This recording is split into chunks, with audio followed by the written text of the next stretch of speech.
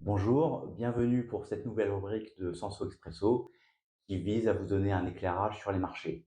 Le sujet de ce jour, les liens entre géopolitique et marché. En géopolitique, comme sur les marchés, il y a des tendances séculaires et c'est intéressant de tracer des liens entre elles. Je vais vous donner 3 exemples. Premier exemple, première situation historique, la fin de la guerre froide. On quitte un monde bipolaire et on pense à ce moment-là que le monde va devenir unilatéral avec une domination de l'Occident menée par les États-Unis. C'est pas du tout ce qui se passe. On rentre en fait dans un monde multilatéral où des puissances comme l'Afrique du Sud, l'Inde, la Chine s'affirment.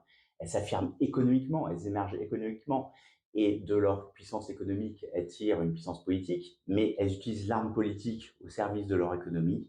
Par exemple, la Chine en Afrique et la progression qu'on a vue des actifs actions émergents sur période longue a bien des sous-jacents économiques, mais aussi politiques.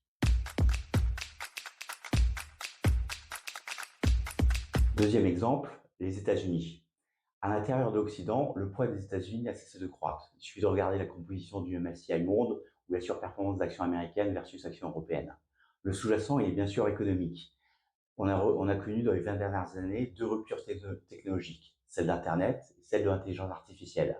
Les gagnants ont été des entreprises américaines, Cisco, Amazon, Nvidia. Mais il y a aussi un sous-jacent politique. Dans ces années-là, les États-Unis ont été gouvernés principalement par une administration démocrate, proche des géants de la tech. Et les législations qui ont été passées ont été très favorables à l'innovation et à ces entreprises technologiques.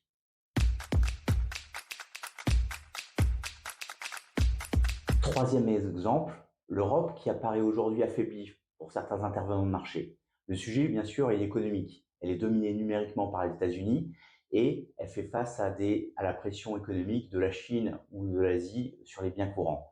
Mais elle aussi, et ça explique sans doute les inquiétudes sur l'Europe, elle fait face aussi à un challenge politique. Elle est divisée historiquement, géopolitiquement, entre ces deux parties, sa partie occidentale maritime et sa partie continentale, principalement russe, cette dernière ayant toujours eu un besoin de protection territoriale séculaire qui aujourd'hui réapparaît fortement et crée des menaces politiques à l'intérieur même de l'Europe qui viennent s'ajouter à ces défis économiques. À très bientôt pour un prochain numéro de Senso Expresso.